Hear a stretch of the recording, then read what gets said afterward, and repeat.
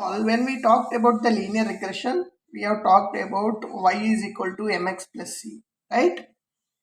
So we said x is input variable, y is output variable, m is slope, and c is the intercept, correct? Now here there is only one input, okay? So if there are multiple inputs, how the equation looks like? So in that case, it will be y is equal to m into x1 plus m into x2.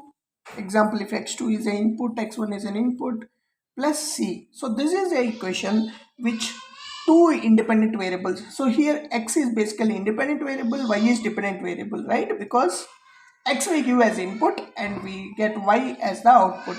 Okay, so x1 is independent variable, x2 is independent variable, and we are using two variables to get the dependent variable. So if there are multiple variables, this is how the linear regression algebra equation looks like. So based on this, generally the linear regression with multiple variables model gets trained, and we'll be getting the output.